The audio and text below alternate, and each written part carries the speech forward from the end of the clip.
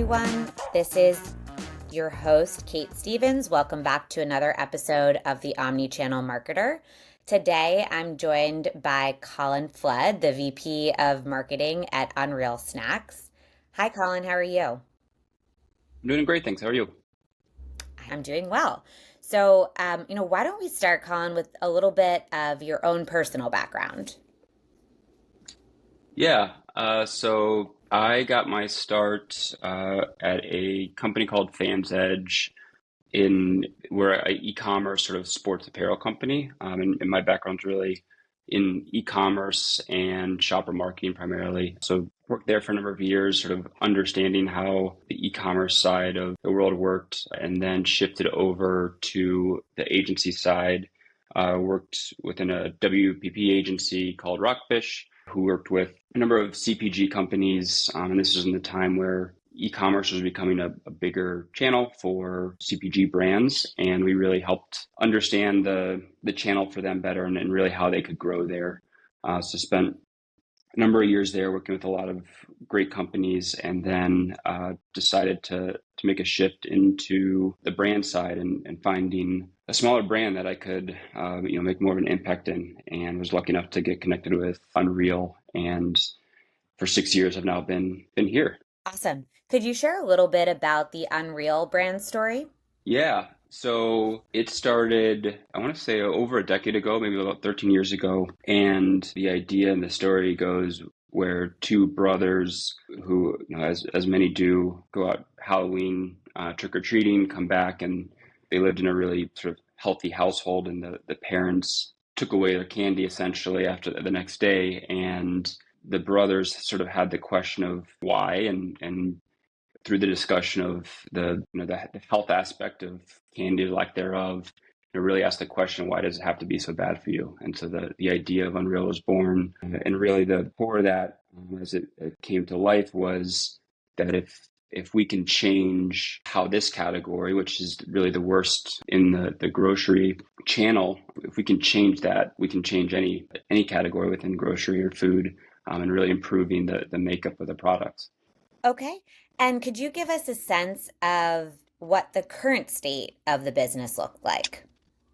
Yeah, so really from there, after the idea was spawned and kind of turned into a business, they really started around chocolate, and that's where we are today, and really thinking through how we can improve bring cleaner products to market, but have products that really still taste good and have a better way for consumers to have their indulgent treat. And so it started really with a big push to really, and from a place of making a big difference, and pushed into a lot of stores and really conventionally focused. It wasn't as successful. This was going back again a decade ago.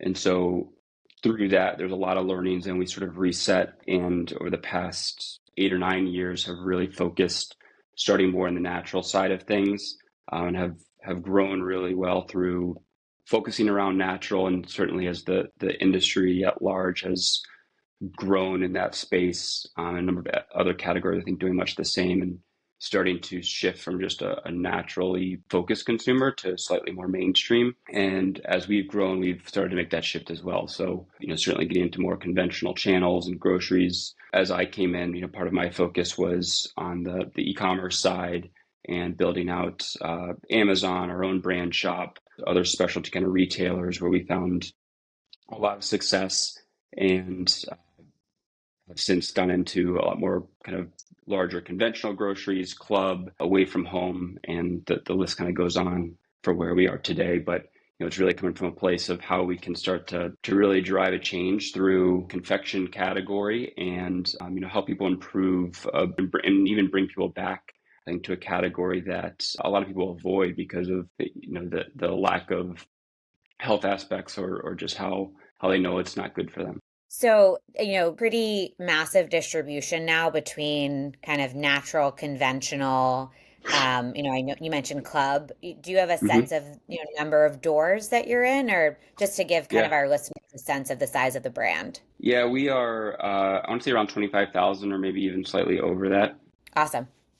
And so, as it relates to kind of going back from where the brand started from a channel perspective? Where Mhm. did the brand start from a distribution perspective? Yeah, well, really when it launched, it went really big, really fast. But they focused on mass convenience, think like the CVS's and Walgreens of the world, excuse me. And through the trials and tribulations there, and this is back in the 2013 or so. And as we sort of reset, understood where we needed to start, which was again more in that natural space. There's a focus around Whole Foods, certainly as I would say, a key retailer that has been a core partner of ours through our growth and expanding a lot through, not just in Whole Foods, but natural channel overall and finding, key natural groceries to build with. And then I think over the more recent, probably 5, 6 years, certainly as I've joined, it's certainly grown from a conventional standpoint. So Publix is a really big partner of ours.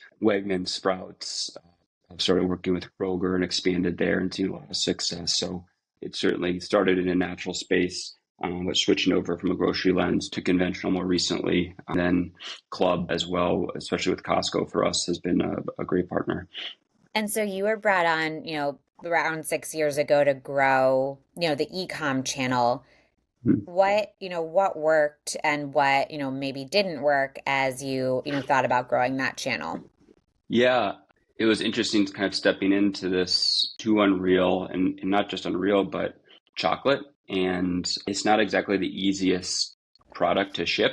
And so when you think about e-commerce and parcel delivery, it's tricky and it can get expensive, but there's still just such opportunity with the level of scale and distribution you can have through e-commerce and some key channels there within e-commerce. Because So is the difficulty because the chocolate could melt? yeah, yes, correct. So it's chocolate is a bit unique in sort of the temperature it needs, and especially for us as a chocolate that's made up of less preservatives and basically more natural ingredients. It has less resiliency in shipping. So chocolate overall obviously can melt, but when you think about sort of our area and within natural, it becomes more sensitive. So it's when I came into the role, I didn't realize that I would need to be operationally focused and really identifying how we ship the product and finding the right partners to do that in a way that gets the product to our consumers in good quality. So there was a ton of due diligence and focus around that. Ice packs within the packaging when necessary. And there's been a lot of improvement from us and our partners over the past many years so that I feel confident in getting that to them. But it does build in some inherent challenges or even limitations with how we go to market when it comes to e-commerce, especially from a D2C channel perspective. When we are shipping just our product, obviously, and the price points needed to sort of economically make that work. And how did you think about the goals of launching e-commerce? To start, it was really, I guess, twofold. One is, and I would look at it from a site perspective or channel perspective of Amazon, a really big advocate that it is such a not only a place to drive sales, but a place of discovery for consumers. And having a really strong presence there, I think, is really important for any brand that can be on that marketplace. And then second, with our own brand site and brand shop, it is having a destination for a super fan and a more loyal consumer that is willing to step outside of just the regular sort of retail shopping experience to go find you and sort of elevate that experience around it. Makes complete sense. The title of this podcast is The Omnichannel Marketer. How would you, Colin, define omnichannel? I would look at it from a consumer lens and say, and it's kind of ever increasing in terms of where is the consumer and how are they, from a marketing or advertising perspective, where can you get in front of them? But then certainly from a purchase or consumption perspective, how we as a food brand can be there and be a solution for them. So, and that's, I think, especially true with our brand, our category. And chocolate is one that I think can be at almost any register and can be in so many places where it's obviously an impulse driven type of category and product. And so we can show up in the airport, at the grocery store, online, and approaching it that way with sort of this omni-channel perspective, I think is really necessary in order for us to ultimately drive the growth and scale we want to. Makes complete sense. Yeah, really agree with that. definition of omnichannel from the consumer's perspective. How do you think about, from a marketing perspective, maintaining a consistent brand experience across all of the different channels that you're selling through? Yeah, I think it's tricky as we continue to grow, or I should say it's at least an area that we will focus more on as the way in which we market, we become more active in the ways in which we're activating. For us now, it's, just trying to convey a relatively simple message of better for you. And the way that can come through, I think can change a little bit for where and who we're speaking to. But ultimately, our goal as a brand is it's a fun category. Obviously, like if you think back of the nostalgia around chocolate and candy is a really joyful one, and so we want to tap into that and not lose sight of that, but also make sure that we're communicating that we're doing this in a slightly different way, and there's a core better for you aspect that needs to come through in how we're communicating. Have there been any marketing strategies that you feel like have worked really well for Unreal? Like, is it just get in so many doors and that becomes, the impulse at the register? Is there kind of a paid strategy? Is it organic? Curious what's really worked well for the brand. Yeah, it's certainly evolved over time, but I would say it's not really our focus has been around certainly the consumer and then the customer side, and that is retailers. I mean, a lot of focus with where we've invested, especially as we were smaller, still relatively small compared to the larger brands, conventional brands. I would say our dollar focus has been at the retail level and sort of lower funnel. And then from a consumer side, we talked about resetting around Whole Foods and natural space. We saw our consumer was very natural and focusing around connecting with the vegan consumer and gluten-free consumers that were really seeking out a solution that we were the solution for. And a lot of that was for like on the demand capture side. But I would say it goes back to with where we found success has very much been partnering with key retailers, and making sure that we are visible with it at point of purchase. And even as we sort of shifted online a little bit in more recent years, and it's still been within key retailer ecosystems, Amazon being one of those.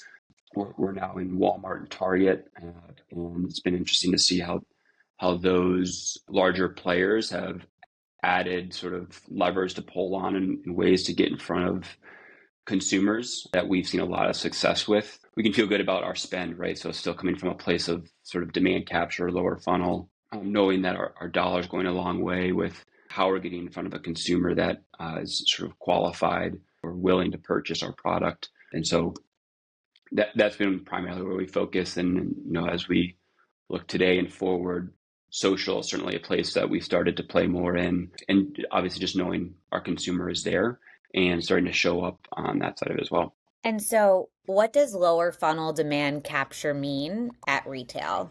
Like, help me Yeah. understand, is that paying for end cap displays, like trade spend? What does that actually mean? Yeah, I mean, I think to some degree it's all the above, because you're at retail, it is a consumer that is in a place of ready to buy, and especially if you're thinking from a grocery perspective, uh, or club, or even sort of much of mass. I think it is they're there and they're buying probably for their weekly grocery shopping trip, and chocolate can very much be a part of that. That can be a planned purchase, but it can also very much so be sort of the impulse side of it.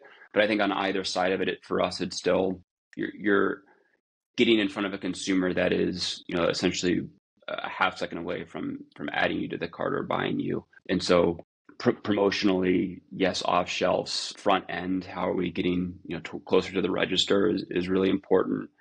Seasonally, obviously with our category, there's a lot of seasonality, and making sure we're visible at those points in time. But I would say retail in general is inherently going to be a place where it becomes a little more lower funnel, especially when you talk about. I'm curious to hear some of your learnings from selling in like natural channel versus what Target, Walmart looks like, and how you show up as a brand, and what the interactions with those customers look like. Customers being your retail partners, and how you then support those partners to be successful to sell to the consumers. Yeah, I mean, with natural, it's you're sort of in this smaller pond, so to speak, but the way in which we fit in is a little more straightforward. And I guess even as you think about like our packaging and using that maybe as an example of it, having certifications and attribution around, gluten-free, non-GMO, uh, that's really important to both the consumer and the customers, the retailers, that we have those as a brand. And so those were important things to showcase and to be front and center. As we've shifted more conventional, it is not that those things are not important, because I think they still are, because you have those consumers that are seeking those things out. But you're certainly this comes from the origin of the brand of Unreal. The mission is not to solve for specific dietary focus, or we're not solely a vegan brand or a gluten-free brand. Our view is that we want to, really make this category, to be a leader in the space of making this category healthier. And that is not any single sort of attribute or certification. And so I think that's a bit of the narrative as you think through switching over to conventional. And for us, that's how we talk about the brand, as opposed to being about a certification or the logos we have on there. It's emoting this better for you look and feel, and trying to build trust around having sort of a more simple ingredient profile than it is, one that's coming from a place of a diet focus or a completely natural focus. Makes sense. And then as an omni-channel brand, is there anything that you do to bridge the gap across those channels? It's, I'd say it's something we're working on. Like the is part of sort of our, as we grow, and it's a little bit akin to as we shift from more lower funnel to upper funnel marketing, how we want to, I think, communicate our brand in a slightly different way, so that we can still cater to a degree to a naturally focused consumer. We're not changing our products. They're still going to stand for what they have stood for. But I think we want to, core part of what we always have wanted to be is a brand that is accessible to a large number of people. And, it's sort of getting into that more and understanding, well, what is it that a health-minded consumer is looking for? What can really resonate with them so that they become more aware of the solutions we have in this aisle? Because one of the problems with our category is that people do avoid, if you think about the grocery store, people avoid the aisle altogether. They're not thinking about, they don't even want to go down it and so what we're thinking about is how do we invite them back in a way that they can understand that it's okay, and to basically give the category a chance again. Makes complete sense. Something that I like to ask all of our guests is about a topic that they feel bold or passionate about. So would love to ask you that question and, understand a little bit about why you're passionate about that. I would say, it's probably for me the evolution of and continued evolution of how people buy. I think it's just really fascinating to see how that's changed, and COVID being a great example of the shifts in the way consumers are in being truly omni-channel, be it online, pick up or what have you, but just understanding that and the way brands and retailers are sort of adjusting around that to cater to consumer. Yeah, I mean, what are some of the changes that you've seen, and Yeah. how is Unreal, reflecting that?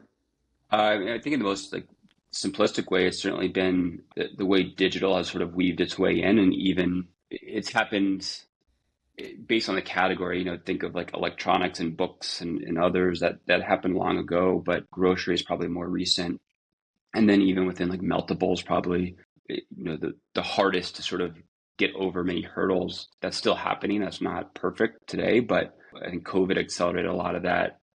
And it's just ease of purchase to me, like the way in which you can buy now, be it immediate delivery, with like GoPuffs of the world, the way that key retailers have enabled pickup from store or curbside, I think has been really powerful. And then even delivery to your door, whether it's, actual grocery solutions with, Albertsons or Whole Foods or Fresh Direct, or just like actual parcel delivery. Things like Misfits and other brands that, have really taken grocery to get to your door in different ways.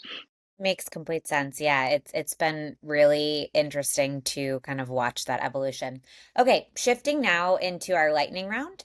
So just kind of like quick questions, quick answers. What's your favorite omnichannel brand? Favorite omni-channel brand? I would say Cometeer Coffee, in part because I really love their coffee, but just that they've in some ways reinvented how you can consume coffee and think. Favorite podcast? Pivot. Favorite newsletter? Probably 2 p.m. Commerce, the founder of Mizzen Maine. He has a newsletter. It's a good one. Favorite social media channel?